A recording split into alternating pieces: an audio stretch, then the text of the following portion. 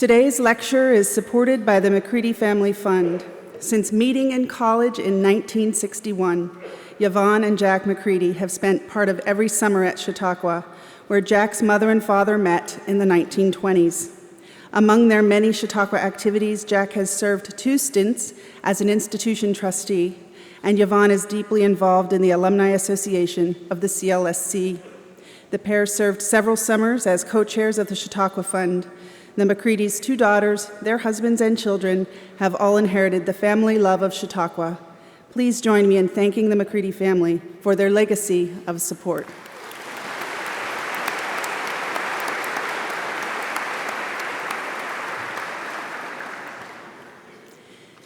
Joining us today is Ekela Kaniaupio-Crozier, the E Ola Learning Designer and Facilitator at Kamehameha Schools Maui, where she provides campus support for a world-class Hawaiian culture-based education to students. A fluent speaker of the Hawaiian language, Ekela serves on the Hawai'i Development team for the Duolingo language learning app. She has been a Hawaiian language, studies, and history instructor for more than 40 years in various settings, including K-12 schools, community colleges, and 4-year colleges and universities. And she continues to teach classes at Molokaʻi and on Maui free of charge. Ekela designed and taught Kulāiwi, the first Hawaiian language distance learning program, which aired across the state of Hawaii and now reaches a worldwide audience via YouTube. She is also a founding member of Kapālama Okanawi, a culturally sustainable food-producing agricultural living laboratory at the University of Hawaii at Mānoa. She is also the Hope Kahu, or assistant pastor, of Ekelesia o Kupaianaha o Mauna Kea E Ola in Wailuku. We are so, thank you, my kumu. We are so pleased to host Ekela and her husband, Pomaikihi Kaniaupio-Crozier, on their first ever visit to Chautauqua. This morning's lecture is titled, Renormalizing the Hawaiian Language, which is not what I just did right now.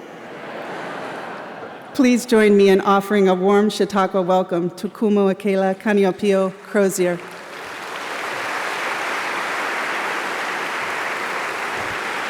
Mahalo, you need a hug for that.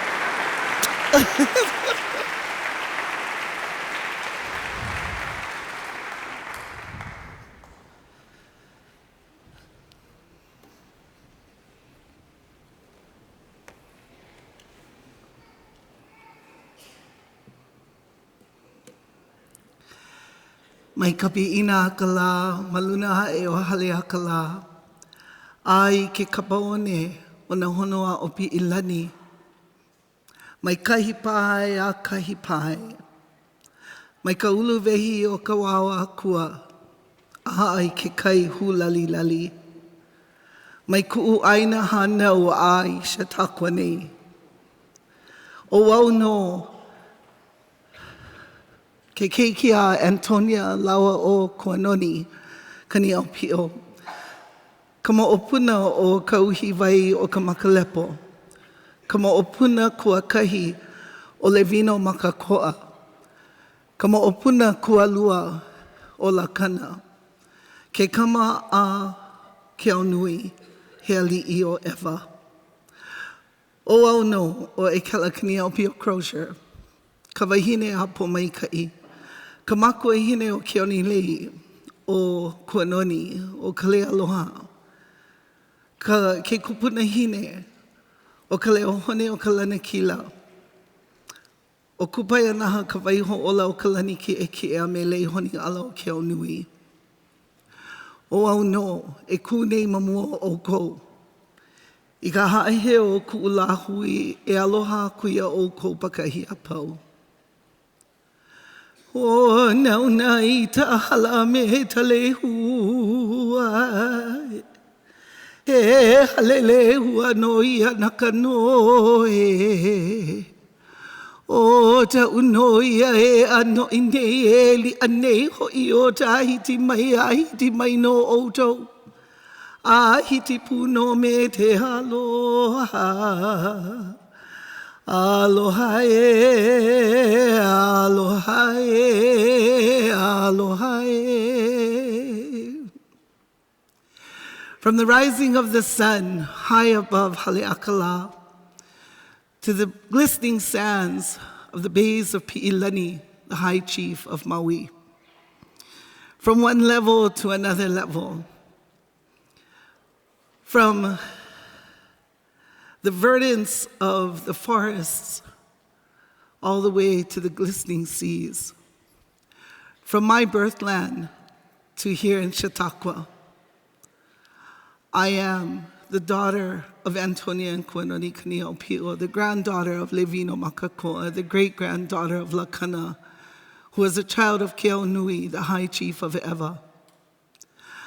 Here I am, as I stand before all of you, the wife of Molokaʻi, the mother of Keonilei, Kuanoni and Kalealoha, the grandmother of Kaleohone o Kalanakila, Kupayanaha Kawaiho Ola o Kalaniki'eki'e, and Leihoni Ala o Keaunui.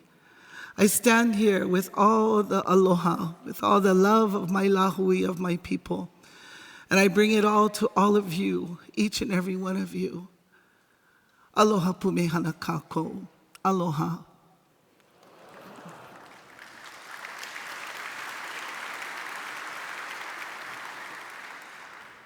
Before I begin sharing, I just wanted to say I am greatly honored and very humbled to stand before all of you this morning, to be able to share my little story from my little island far away in the Pacific Ocean.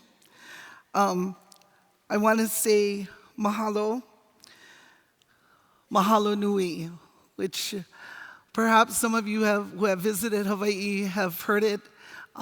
It means to admire more than it means to be grateful. But I want to send my mahalo nui to all of those who have gotten me here, and most especially the Ohana Makriti, for believing that this was important enough to support. And so, can we have a nice hand for all of these people, these kind people?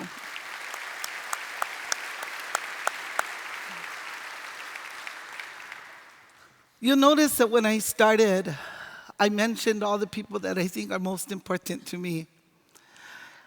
It's not the things that I've done that defines me or provides my identity, but it's the people that I'm connected to. And so I recognize my ancestors, I recognize my children. For the work that I've done and continue to do is not just for me or for the moment or to put some nice cash in my pocket, because we know that that's not what's happening. But I do it because I know that I have a responsibility to my elders who have passed, who have stood in the gap for me so I could stand here.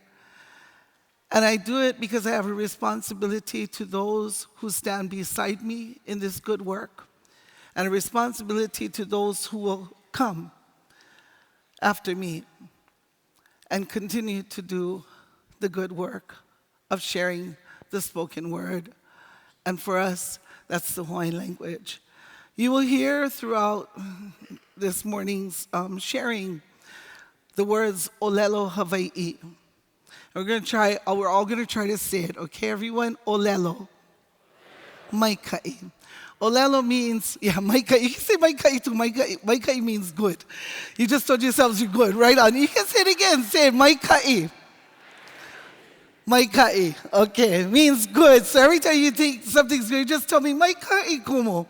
But you're going to hear it throughout. So just in case you hear it again, know that Olelo Hawaii means Hawaiian language. And so I chose to share with you my story about renormalizing Hawaiian language, because I think my story is an example, a micro example of what's really been happening over the years. So let me start with when I was born. That's a nice place to start, yeah? So when I was born, I was probably number 30-something out of 45 grandchildren. And my grandmother was probably a little older than I am right now. It just dawned on me this morning as I was getting ready. Oh, that's scary, you know? So the day I was born, she started to speak to me in Hawaiian. I need to share that in 1958, now you all know, yeah, 1958, there weren't a lot of kids speaking Hawaiian. Not in urban Honolulu, not on Oahu, which is the main island. There were pockets of Hawaiian language being spoken in families across Hawaii here and there, but it wasn't common. So to have a grandmother who was going to speak to you in Hawaiian was different. And so I always say I was the golden child, because I am. Because she chose me, for whatever reason, to be the one that would carry on this language. So I always tell everyone, I was sharing with Emily yesterday, she was the first Hawaiian activist I ever met, but I didn't know it. She held on to this language until I came into her life. You see, this was her first language, and it was banned from our education system. And so when her children started to go to school, the teachers would come and tell her that she couldn't speak Hawaiian to the children anymore because it wasn't going to help them succeed. And so Hawaiian went silent in the home. But in the church, Hawaiian was spoken regularly in prayers, in songs, procedures, and in sermons. The church's bylaws requires the church to continue to use Hawaiian language in everything that we do, including financial reporting and our big conventions. It's all held in Hawaiian till today. So the church held this language for her. But at home and with her own children, she didn't speak much. Out of 15 children, my mother was the oldest, and it was my mother that she spoke to in Hawaiian. So I guess maybe that was why when I came along, she thought I would be the one. I still question how she knew it was me. Anyway, I grew up with her speaking Hawaiian to me, and typical of a child who's born coming into the 60s and 70s, I rebelled and thought, why? Why are you speaking this language that the only people who speak it, and I don't mean to offend anyone, but they all look like you. They were all, kūpuna, we call them. Lovingly, we call them kūpuna, our elders. And one by one, they were disappearing. One by one, we were losing them. And I didn't see any future in this language living or surviving. And so for her to speak to me in this language, it just didn't make sense. Well, by the time I was 9 years old, she decided that I needed to have formal Hawaiian language learning. So she sent me to classes. I started classes at the church. And this older man who worked in the university library, Hawaiian man, saw that they were teaching Hawaiian language in the university, and he thought to himself, well, I can do this. So I'm going to teach Hawaiian at my church. And so all of these people who were over 50 joined the class, and this one 9-year-old kid. And my grandmother, interesting enough, this is how we went to the classes. Me, my grandmother, my grandfather, who fought my grandmother the whole time, saying, this is a waste of time. I don't know why you're teaching her this language. I don't know why you're doing this, but all right, he came along. Good man, good man. And then my mother and my father. So the 5 of us would go to classes Monday night, 7:30 to 9:30. And everybody else was over 50. And everybody else, except me, could actually speak Hawaiian. What were they doing in that class? I don't know. But actually, I promise, I do know. I know now. I know they were there for me. They were there to show me aloha and to support me in all my frustrations. These were all kūpuna. They all spoke Hawaiian. And when I spoke, my father would say, "You speak crackerjack Hawaiian." And it was like, I grab a word here, grab a word there. I could understand Hawaiian really well, but speaking it, and so I'd get it wrong. They'd make me do it again. Now imagine 30 of them and one of me. They just had a field day, just correcting, telling me, aole, me keia, not like that, like this. And I'd be like, oh my gosh, when would this end? It didn't. So I went to these classes until I graduated from high school. So that's a long time. When I was 15, I thought, oh my gosh, I'm going to go to high school. I'm going to go to school. No, actually 14, I think. I'm going to go to a school where I can choose the language I want to speak. I'm going to be shaking off this Hawaiian stuff. I'm going to learn Spanish. Because, so applicable in my life, right? Because I'm going to need to find a bathroom in California. I can do it. So anyway, I excited. I'm going to take Spanish. And my grandmother says, hey, como oi loko kapapo olelo Hawai'i? You go into Hawaiian language in high school. I'm like, no, I'm done. I'm not doing this anymore. I'm going to learn Spanish. And so I said, plus, there's no Hawaiian language class. And I could tell she looked a little sad, but I felt like I found victory. And so I took Spanish for that first year. I had an awesome teacher.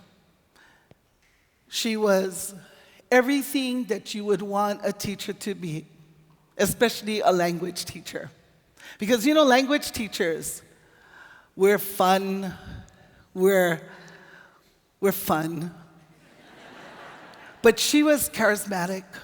She had a charisma that I thought, oh my gosh, I want to be just like her if I was going to be a teacher. Now, what I didn't tell you was, growing up, the whole time I was growing up, my grandmother was telling me, one day you're going to be a Hawaiian language teacher. And I was like, no, I'm not. I'm going to be a lawyer because I'm good at speaking for other people. I can fight anyone's cause. And she says, no, ole. You'll be a Hawaiian language teacher. So I fought her growing up, no. But if I was going to be a teacher, I would want to be like this woman, Marjorie Woodrum. She was awesome. She walked into a room and she commanded your attention. She made you want to watch her every move. She made you want to listen to everything she said. That was my Spanish class. Well, sophomore year comes along, my grandmother says, you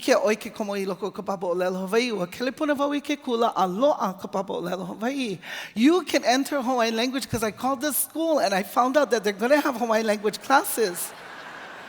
I'm like, who is this woman? Who are you that you're like in my world, So she says, no, como oika, papa? I'm like, oh man. I go, no, I'm already taking Spanish. I don't have to take Spanish and Hawaiian. Plus, I go to classes on Monday nights with you and everybody else that knows how to speak. Maybe now I don't have to. She goes, no. Como oika, papa? So, okay. I register for that Hawaiian language class. I finished my Spanish class, first period. Second period, look at my schedule, same room. Okay, wow, who's going to teach this class? Guess who teaches the class? The same woman who teaches Spanish. Now I'm mad. Now I'm like, you don't know nothing about Hawaiian. You're not even Hawaiian. You're a white lady from far away who teaches Spanish, and that's cool.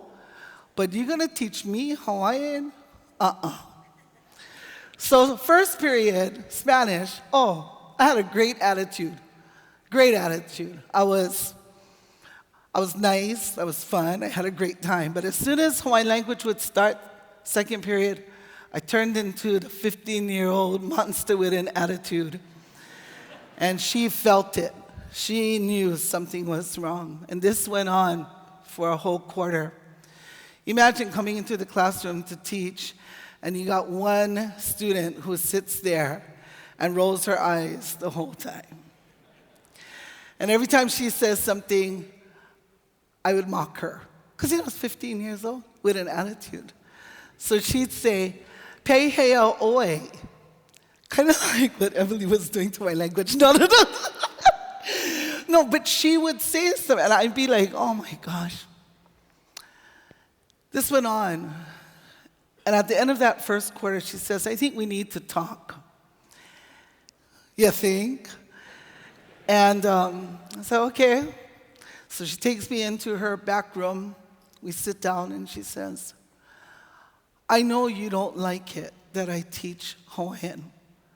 So I said, well, I don't know so much if it's that I don't like you teaching Hawaiian as much as I don't like the way you sound teaching Hawaiian.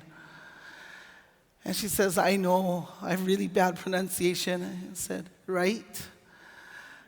You know, because, again, 15-year-old with an attitude. And she says, let me share something with you. Okay. She pulls out the globe, spins it around, and she points here somewhere. She's like, do you know where this is? She goes, do you know where Czechoslovakia is? I go, I don't know. Next to Waimanalo? I don't know.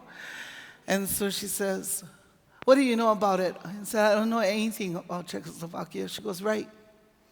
She goes, you know what I know? I go, what? She says, I know its traditions, I know its customs, I know its language, I know the way they dress, I know what they like to eat, I know how they think, I know what they value. And she says, you know why I know it? Because I speak their language. I took a deep breath because I knew what she was saying. And she said, you speak your language. You know who your people are. You know everything about them. She goes, but there are children in this school, Hawaiian children, who know nothing about who they are because they don't know their language. They haven't heard it. They hear a word here and there, but they don't know it. She said, and I shouldn't be the one teaching this language. It should be you. And guess what I said? You're right. Every thought of becoming a lawyer was like, I need to do this. And I said, yeah, you're right. She says, it can't be that I'm teaching your language. She said, it should be you. But until we find that day when your people are able to speak it and use it, it'll be people like me trying to teach people like you your own language. I was in tears. I cried so hard because I wasn't going to be a lawyer. But I also understood what she was saying, that our language is our identity. Our language answers so many questions about who we are and why we believe the way we do and why we think the way we do and why we do the way we do. All of the answers to those questions are in our language. So I went home that day and I told my grandma that I was going to be a Hawaiian language teacher.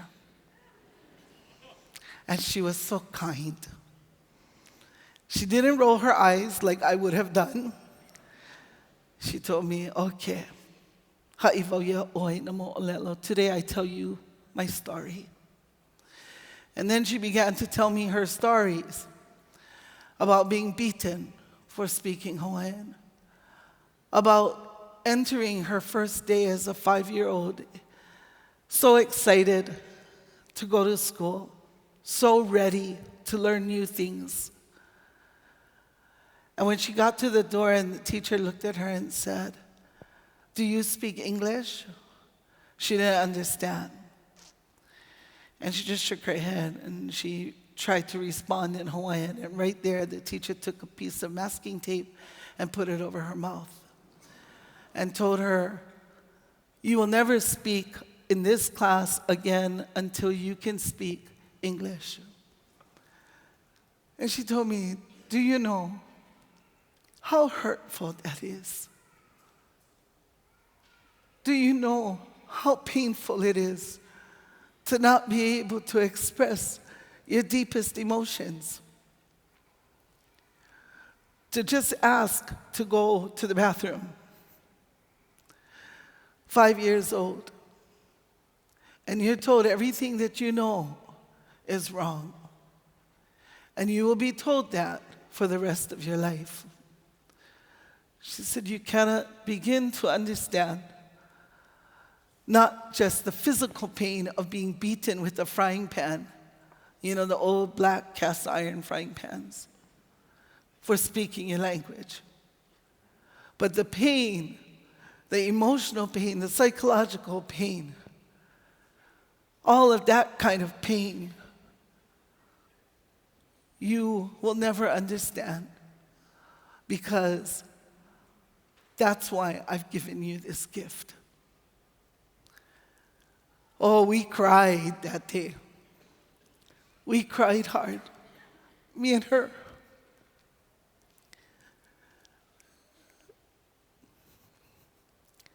Because I could see that she had held on to this for so many years. She waited for that one that would come that she could count on. And I felt a load of responsibility to her and to every other Hawaiian who had to endure this kind of treatment for speaking their own language. It was wrong, and it should never happen again. And I was going to make sure that it wasn't going to happen again.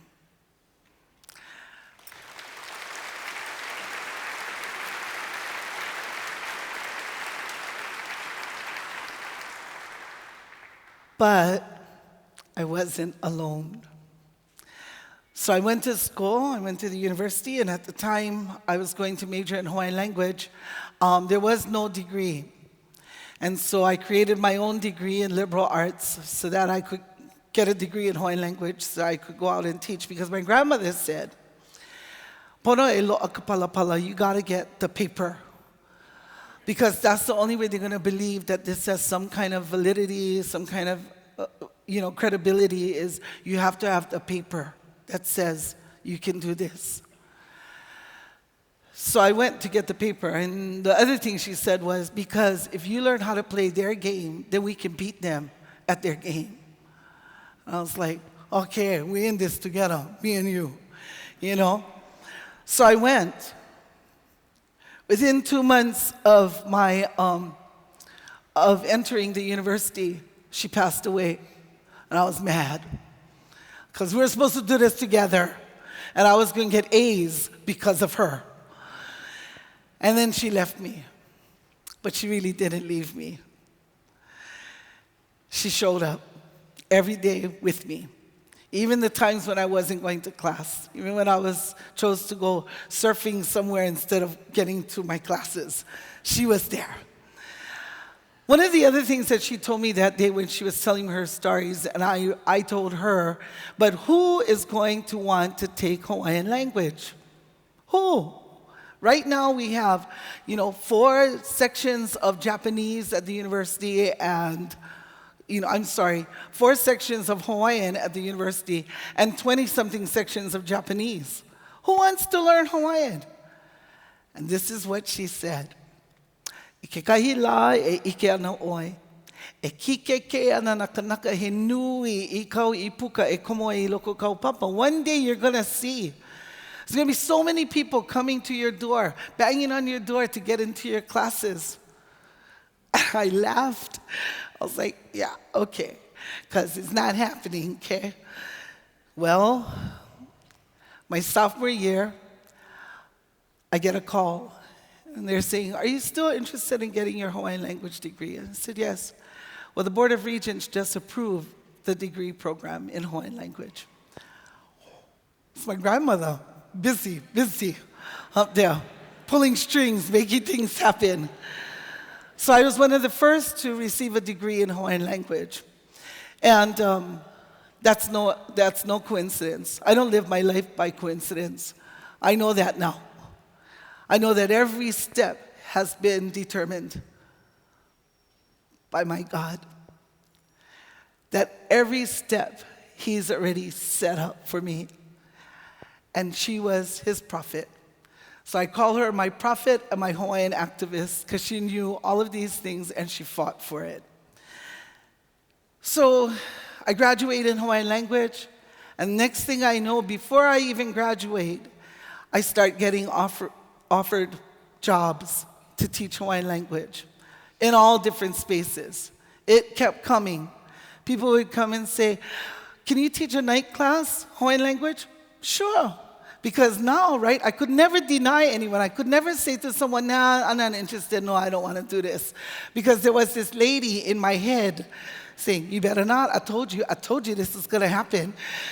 So everyone, I agreed to everyone, you know. "You want me to come and teach your classes?" Okay, so my very first classes I was teaching, I was 19, and everyone that I was teaching, again, was older than 50. I don't know why. I hang out with kūpuna all the time. It's like my role in life, too. Now I'm one, too, so it's all good. But it was great training for me as far as patience, as far as aloha. There was so much aloha in these classes, so much love, that it was easy to figure out how to do it, how to share this language.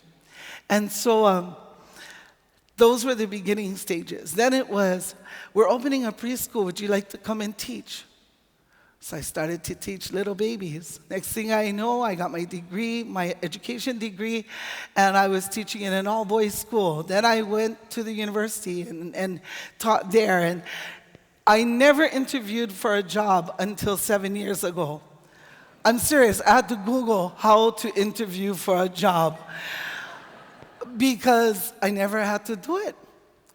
And all the time that I was teaching in the university and the community colleges in Hawaii, there would be knocks on the door. "Kumu, can I get into your class?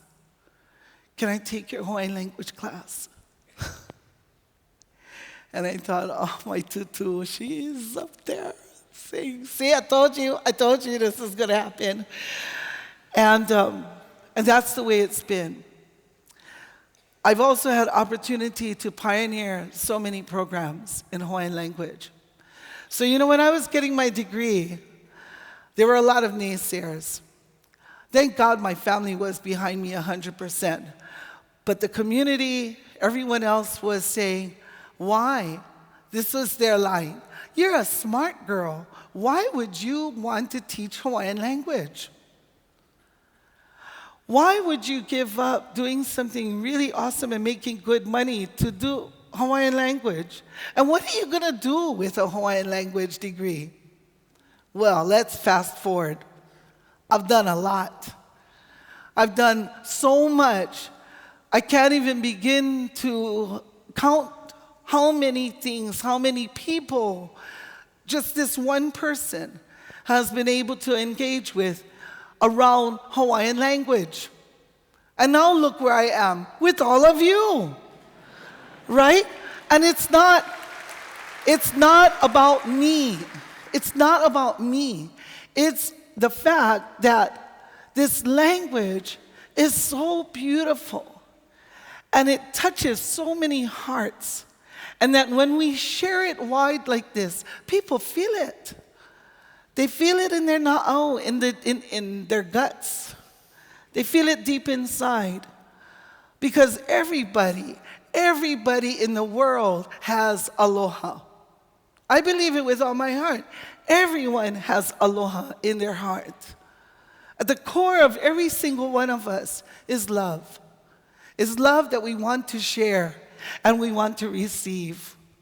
In Hawaiian, we say, "E aloha aku aloha mai, kokua aku kokua mai, pela ka nohona o ka ohana." Love and be loved, help and be helped. That is the way of family. And so our language has taken off and it's spreading. So in 1978, the Hawaiian language became the official language of the state of Hawaii, along with English. Sometimes I think, yeah, you can clap for that. That's a good thing. Now, that would be awesome if it was equal with Hawaiian English in the state of Hawaii, that every sign, every document, every brochure, every flyer, everything that was in Hawaiian, in English, was in Hawaiian. But it's not. It would be great if we were given the same amount of money to educate our children in Hawaiian language that children are given to learn in English. You see, when they said the official language of the state, a lot of us got excited. Wow, here we go. But that's not what happened. It's become a token, like, here, Hawaiians, you have the official language of the state. But when we say we need more money for educating our children in their language, we don't get it. When we want to protect our lands and protect our people, it's not honored. And so it sounds really good to say that we have an official language that's a native language. But the reality is, it's not official. And yet, what happened is, during that time, a Hawaiian Renaissance was happening. People were getting more interested in Hawaiian culture, in the arts, in the music, in the dance, in the language. And you saw a rise of people who wanted to speak Olelo Hawai'i. And the next thing you know, we saw language classes increase at the university. We saw a group, Ahapuna Leo, start to open preschools, Hawaiian language preschools, where children went to school in the Hawaiian language, quite the opposite from 100 years ago, from 7:30 in the morning till they were picked up at 5 o'clock in the afternoon. We saw people wanting to become teachers in these schools. And the next thing we knew, these children who were leaving at 5 years old from these preschools needed to go to elementary schools and middle schools and high schools, and we needed more teachers. And we need more people to teach these children, right? But we also had more parents who were interested in educating their children in Hawaiian. And so now we have thousands of graduates. Well, I take that back. Hundreds of graduates, thousands of students who are learning Hawaiian. Not learning Hawaiian, but learning in Hawaiian. Learning math, learning social studies, learning history, learning all of these classes that we learn in all these subjects that we learn about, but in our tongue. It's happening. But we couldn't continue to do it the old way. Fast forward to 2019. Now we have this Duolingo app. Amazing. You can pick up your phone, open the App Store, get a free app called Duolingo, and learn Hawaiian. You can learn Hawaiian on the toilet. You can learn Hawaiian in your living room while you're making dinner, all on your phone. Wow. Back in 1993, I did a program called Kulāiwi. It was the first distance learning Hawaiian language program on public TV. Within 1 month, we had 3,000 people sign up on the mailing list for this program. People wanted to learn Hawaiian. From surfers to the Board of Regents to CEOs, people wanted to learn. And that was in 93. Today it's still around. You can YouTube Kulāiwi and learn Hawaiian with me, 24 classes. And actually, at the end of these classes, whether it's Kulāiwi on TV, whether it's on Duolingo on an app, or watching anything else, this doesn't make our language live. This makes our language live. The spoken word. Using it with each other, sharing it with each other. Now, all of us may think, I'm not good at language. Believe me, after 40-something years, I know that's true. There are people who are just not good at language. But that doesn't mean that you don't have to stop trying. Just keep trying. You got to find the right fit. And that's why technology for Hawaiian language is a good thing, because everybody has access to it. And the more people who have access to our language, or to languages in general, brings us together. Brings us together, helps us to stand up for each other, helps us to believe that the things that each group needs and wants for their people are good things. Language is the key. It's the key for us to be able to open doors, unlock doors, to know about people, to understand their culture, to understand their identity. And so Duolingo has been able to do that.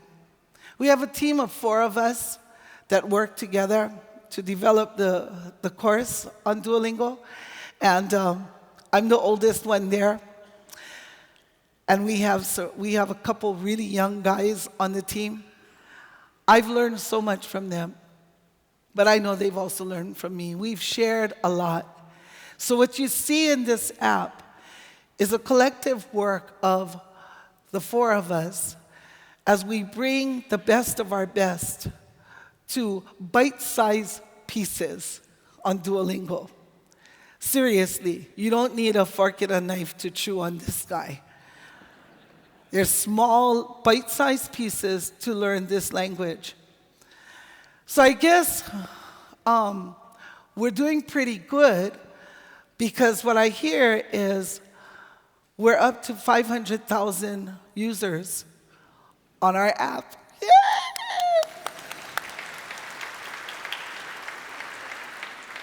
These users are all over the world. And you know, when we started, again, with almost everything that we've ever started in Hawaiian language, we wonder, will people want to use it? Will they be interested? Will it make sense to them? Who's going to use it? Same question I asked my grandmother. Who's going to come? And what did she say? One day you're going to hear the knock. Well, one day we're going to see 500,000 people around the world want to learn Hawaiian. I wonder sometimes if she sees all of this, because she must think, yep, I told her so. You know, she didn't believe, but I told her this was going to happen. And so what we hear today is a different soundscape, because we're seeing so many people interested. I want to show you what it looks like around the world, all of our users. Watch the dots as it populates the map.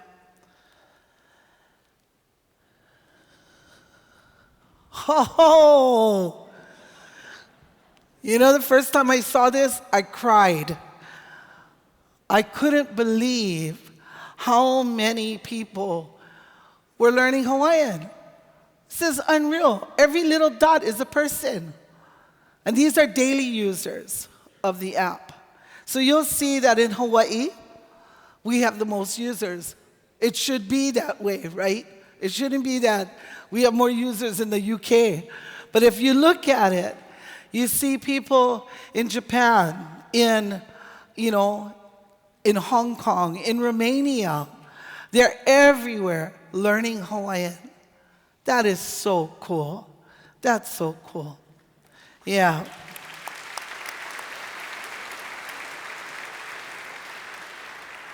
When we work on our on Duolingo, you know, we're like in this little room, and it's only us sharing with each other. And we have no clue that there's people outside of the room that really look at our work. We hope so, but this is definitely confirming the good work that's happening, that we're doing. It's not just us. I want to make sure that you realize that it's not just one person, it's a whole bunch of us. Before, the village was so small. We knew everyone who spoke Hawaiian. There wasn't a single person I didn't know. Well, fast forward to last Saturday, I call a Lyft driver. He comes. This white guy jumps out of his car, and he says, "Aloha." I'm like, okay, we all know aloha, aloha. And he says, "Pea oi." Oh, my kai. Says, I forget what his name was now. Anyway, he says, I think, "O Bob ko'uinoa." I'm like, he goes, "Owai ko'uinoa." I go, "O Ekela ko'uinoa." He goes, I go, "O lelo Hawai'i oi." You speak Hawaiian? And he says, "I kea o neivo." Yep, I'm learning. Our village is no longer a little village. We have gotten all kinds of people speaking Hawaiian. No more talking stink about somebody and thinking you can get away with it. Because we have black people and Japanese people and Chinese people and Filipino people and white people speaking Hawaiian. It's so awesome. Yeah. The other thing is, right now, I'm not sure how many of you know, but right now in Hawaii, we are going through a very difficult time as Hawaiians. There's a desire to build a 30-meter telescope on one of our mountains. In fact, one of the biggest mountains in Hawaii, Mauna Kea, is the only mountain that has snow on it. And our people, many of our people, I won't say all, but many of our people are protesting to protect this mountain. So my daughter was up there. My son and my daughter were up there in the past couple of days. And of course, I've been watching all of the posts that's been coming up on Instagram and Facebook to see what's happening. And do you know what the soundscape is like there? Olelo Hawaii. People are speaking Hawaiian. Speaking Hawaiian with a purpose to save our land. You see, before when we first started a long time ago, it was just to speak Hawaiian. Now, it's to speak Hawaiian to protect our culture, to practice our culture, to practice our traditions. It's a whole different world for us. And it's a world that's been gifted to us by our kūpuna who held on to the gift. My story is one of many stories across Hawaii where somebody held it for us so that we could share it and give it to others. And so, again, I thank you. I thank you, mahalo nui, for allowing me this time to bring it to your space. Because when people ask me, why technology? How do you feel about that? Well, I will take any opportunity to share Olelo Hawaii with anyone who wants to learn it. Because I have a cause. And I always tell my students when they come into my class, unless you want to be part of my crusade to save this language and to protect it and to make sure that it's used constantly, then perhaps this is not the class for you. You can go learn it in a book or something. But in this class, we're on a crusade to save this language and to make sure that it lives. It lives, not just in the written word, but most importantly, in the spoken word. So mahalo nui.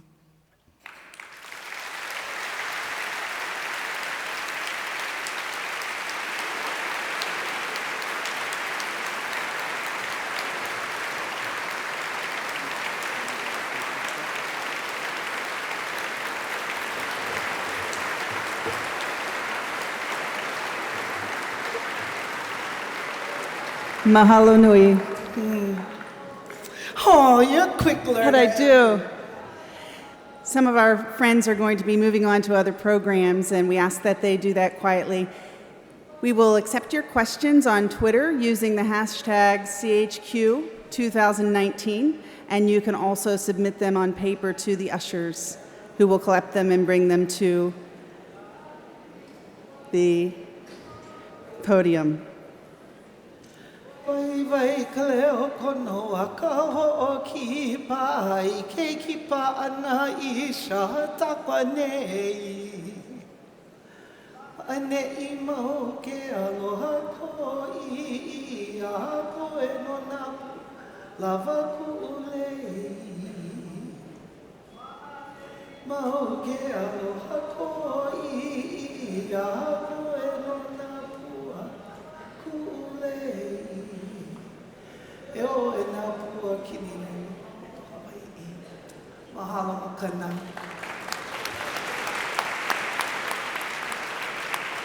Thank you. I wanted to ask you, while we're collecting questions from our audience, can you talk a little bit about the relationship of your crusade for the Hawaiian language to your work with the culturally sustainable food producing laboratory at Hawaii? I knew that would be an interesting comment, that was made. So this is how it works. When we started Kapapalo'i o Kanewai at the university, this was an overgrown field that was once used for taro production. And we were going to restore this old irrigation ditch that was over 500 years old. But it became a space for us to use our language in a true Hawaiian activity, in a true Hawaiian work. And that's what made the difference, is that we weren't using Hawaiian in a Western context. We were now using our language in a culturally appropriate context of growing taro, of farming, of agriculture. And what we found was students from all over the islands wanted to come to this space because they felt at home. They felt that they were in a space where they didn't have to pretend they were someone else. They didn't have to act like someone else. And they could actually use the language that they were learning of their kūpuna, of their elders. And so when we realized this, we took it home to Maui, and we started another program, and this is the one for the formerly incarcerated Hawaiian gentlemen, to get themselves to reintegrate back into the community. And we found that when they were working with their hands and they were speaking Hawaiian, they thrived and they felt successful and they felt like they could do almost anything and they could get back into the community and feel good about themselves. Yeah. During your years teaching Hawaiian, this is a question from Twitter, and advocating for the beauty and importance of the language, have you met any serious anti-Hawaiian resistance from organizations or prominent individuals? And what was that like? All the time. I mean, the truth is, anytime you feel really good about doing something, know that someone's on the side saying it's the wrong thing to do.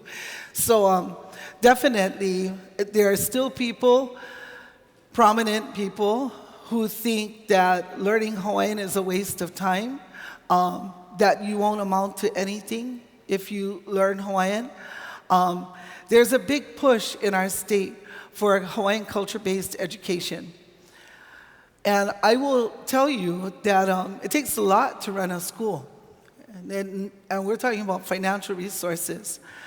There are people who just think it's not worth it to teach a Hawaiian child their culture or different subjects in their language. They don't value it. So yes, we've come across many people. And when you've been teaching for this long, that's a lot of people. And how do we respond to that?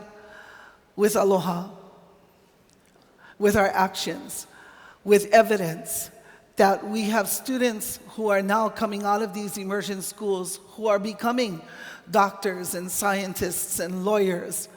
I look at my own children as successful young Hawaiian adults who know their place, who know who they are as Hawaiians, and who have a deep, profound respect for their kūpuna. And to me, that's what's most important. They're connected, and there's a respect for other people because they have such an understanding of who they are. And so that's my response to the naysayers who still exist. When I chose to start raising my children in Hawaii, my oldest is 36. And I remember one time out of the many times, but one particular time I was on a train with her, and I was speaking to her in Hawaiian, and this Hawaiian woman turned around and she said to me, "Why are you doing that?" And I said, "What?" She says, speaking to her in Hawaiian. And so I said, "Oh, that's because that's her first language." She goes, "Why would you do that to her?" She goes, "Don't you know that it's going to make her stupid?" And she just confirmed why I do what I do. Because our own people were convinced that speaking their language was going to be their demise. And that couldn't be farther from the truth. We know that the more languages you speak, the more capable you are in the global society. So that's just one time, but there were many, many times over the years. But you know what? Every time that happens, you just get stronger and stronger. They don't realize that's what they're doing to us. When they chose to put the telescope on the mountain, what our governor really did was galvanize our lahui, our nation, to stand together. There are 2,000 Hawaiians up on that mountain right now, protecting that mountain. And I don't think he expected that that was what was going to happen. I think he thought we were just going to lay down and die. But we haven't. We've stood up. And we stood up because more and more of our children are understanding who they are and defending us, which hasn't happened in a long time. Back in the 60s, no one was telling young people, take care of your language, take care of your culture, protect your land. No one was saying that. They were telling us, be like Americans, learn English, be the best that you can be. It's all about you. Our culture doesn't speak about the individual. Our culture speaks about the whole. And that's what's most important. And so where everybody wants us to just kind of be like everyone else, we realize that our trump card is the fact that we believe that my good is your good and yours is mine. And that we can do this collectively, and we need to support each other because we are an ohana, we're a family. Yeah, so hopefully they figure that out. Thank you. Mahalo. Can you please explain a little bit more about what's happening, how that protest is taking shape on the mountain? Oh my gosh, it's unreal. So 2,000 people on a mountain. They've been there since last Monday. Protecting. We've had 33 of our elders arrested because they stood to protect and barricaded the road, and it was all done with what we call kapu aloha, which is nonviolent protest.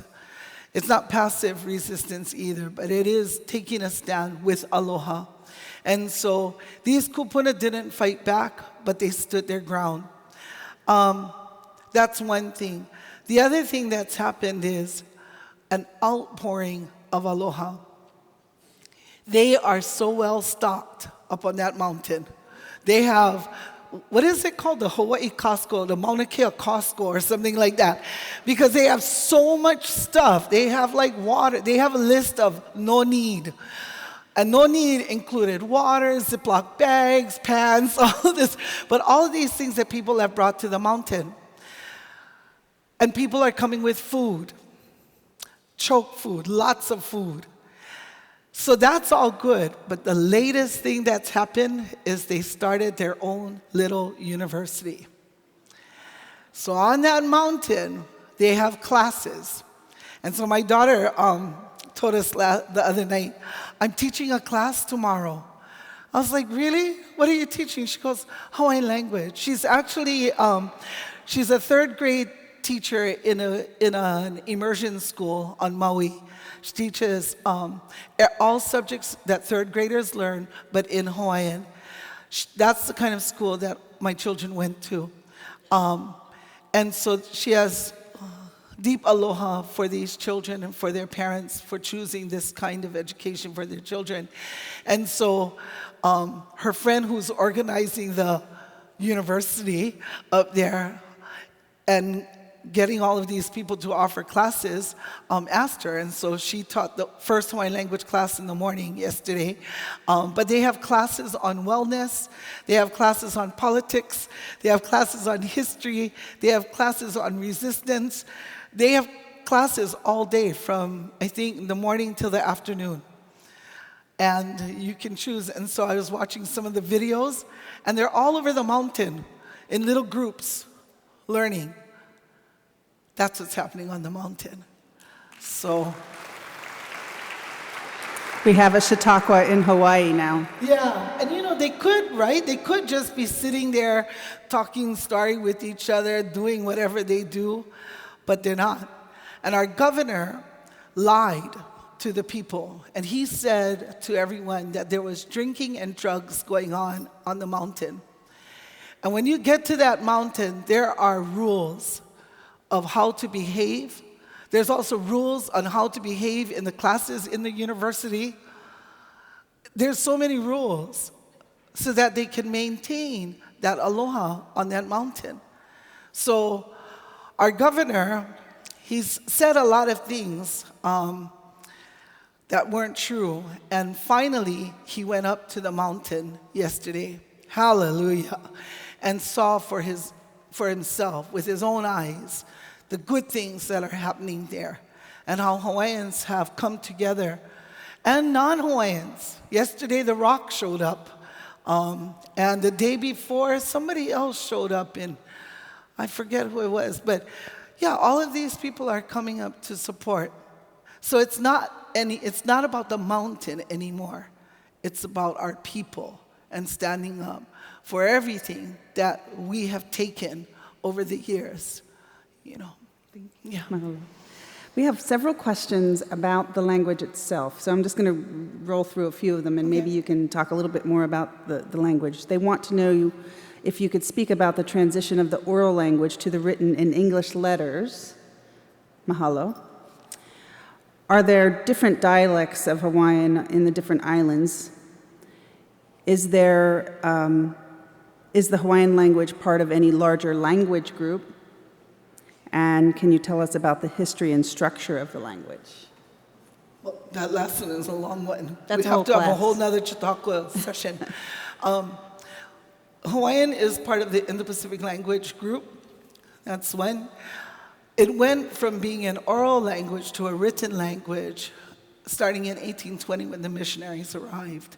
You know, wherever missionaries went, they wanted to make sure that they could translate the Bible. So that was the first that was translated. And you know, it's interesting because as soon as the language started to be translated, the missionaries went to our royalty, to our chiefs and our chiefesses, and started to educate them about our God. And in the process, they were beginning to learn how to write and how to read. And then we have one of our kings, one of our ali'i, who says, come on, you can do it, Ekela. O ko'u kanaka, hey, Makana, I need help. Ai, he au puni pala pala ko'u. O ko'u kanaka, ke kanaka pono? Yeah. Mine is a literate society. The righteous man is my man. And basically what it meant was that the chiefs were telling the people, learn. We're going to give you every opportunity to learn this language written. And what happens is we end up with over 150 Hawaiian language newspapers. When the rest of, Europe was in poverty, Hawaiians were flourishing. and they were reading. And they were reading about the world, and they were sharing about different things. A lot of the stories that we have today of our people come from these newspapers. Our people were reading and they were writing, and they were just so excited. They were voracious about getting more and more information. And so it's pretty crazy how it just took off in such a short time, how much they wanted to learn about reading and writing. And you know, back in the day, right, it was one letter down, another letter. You had to place all the letters down to print. Imagine that many newspapers in Hawaiian. Today we have ulukau.org, and it's a website where you can access anything and everything that's in Hawaiian language, newspapers and stories and maps and all kinds of wonderful things. It's not a concise collection, but it has a lot in it. Yeah. So that's one. What was the first question? Are there different dialects? Right, dialects. I wouldn't call them dialectical differences as much as we have different sounds in different spaces. So on Kauai, they have one way of speaking, because dialectical differences actually change structures and systems, but ours, it's pronunciation more than anything that changes. And so I grew up learning the word lanahu for charcoal, and then I moved to somewhere else and I hear nanahu. Kakahiaka is the word for morning. In some places they say kachahiata. Some places they say katahiaka. So there's different ways to say it, but the structure and system is pretty much the same. So yeah, I always say, you know, when in Ke'anai, do as Ke'anai people do. When in Honolulu, do as Honolulu people do. It makes it a lot easier. How do you shift the curriculum in the schools to connect the language to the living cultural practices? Can I ask that again? Yes. I think they're asking about the relationship to just introducing the language in schools to also introducing language and culture within the school system. So that's what Hawaiian culture-based education is. It's looking at different subjects through a different lens. So we're looking, I'll give you an example. If we're talking about physical sciences, then we're not going to use your typical experiments and the typical information that's usually given in a typical classroom. Now it becomes more applicable to our space, to perhaps our beaches, our fish ponds, our taro patches, and the work that we do. So it comes from a very Hawaiian lens and perspective. And so in that way, they not only learn the language that's connected to these different subjects, but also the language that we use in the space that we come from. So if they're going to learn about, here's a good example. So there's a fish pond in Hawaii that when at a certain time, everything turns yellow around this fish pond. And so there's a story that we tell of Meheanu. When she comes into that water, then everything turns yellow. And it's said that, anyway, that's the story, a brief part of the story. So what the science teacher does is she tells that story, and then they look at the science of what happens in that fish pond to explain that phenomena. And in that way, they learn a little bit about who we are and the way we see things, the way we understand things, the way we explain things, but they also understand the science of it. Yeah. Do you think that tourism has helped or hindered the development of an appreciation for Hawaiian language and culture? I don't think it's as much as tourism being the problem, as much as the rhetorical reproduction of who we are. You know, when people share about us as far as just being this fun-loving, hula-dancing, ukulele-playing people, then people come thinking that's who we are. we have real jobs like everybody else. We have, pineapples don't grow on trees, and pineapples aren't even Hawaiian. But you see, what happens is everybody has this idea of Hawaii, and then they come with that idea, and they expect the waterfalls to be flowing. They expect the water for it to never rain when they come. There's an expectation of what they think Hawaii should be. And when that doesn't happen, then there's almost a sense of wanting to blame someone, like us, for things that are not necessarily the way they want it to be. So that's where I think the problem is. Tourism as a whole has supported many of our families, many of our communities. And I think that's why we're turning into more, being more ecotourism friendly, And I think people are wanting more of that now. They don't want to come to the Waikiki with the big hotels, and they want to see the spaces.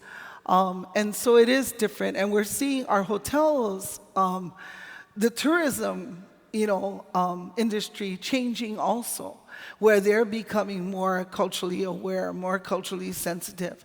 And so they're having their employees go through classes on Hawaiian language, on protecting natural resources. So we're seeing all of this change. So tourism, I always tell people, when I'm on a plane and I got a tourist sitting next to me going to Hawaii, I thank them. Thank you for coming, but please don't buy land. That's, just honesty, and I'm very honest. My son goes, "Oh my God, you tell people that?" I go, "Well," I said, "I can't be like, saying, yeah, and telling people, yeah, come and buy our land. When you buy our land, you make it more expensive for us to live there, us. We have 400,000 Hawaiians living in the United States, on the continent. That's a lot of Hawaiians, and they're living away because they can't afford to live in their own home. And part of that is because more and more people come into Hawaii, and more people want to buy land. And people say, why not? Why not? Well, I just told you why. We love everybody, but everybody just needs to be happy where they are and come and visit us. Come and visit us and share. But buying land, sir. I'm not sure. Over 1 million on Oahu alone. Yeah, that's a lot. It's an island, And now they're putting in the rail because we need more transportation. It's gotten out of hand. But I don't mean to offend anyone. If you have land in Hawaii, it's done. It's okay. But you asked, and that's my mana'o, that I love people coming to visit. But, okay, just be honest. Mahalo, Noi. After this, I have daggers thrown at me. Kumu, mahalo, thank you. And she will be available on the back porch for greeting, and we thank you so much for being with us today. Thank you. May God bless all of you, take care of you, and keep you safe. Aloha.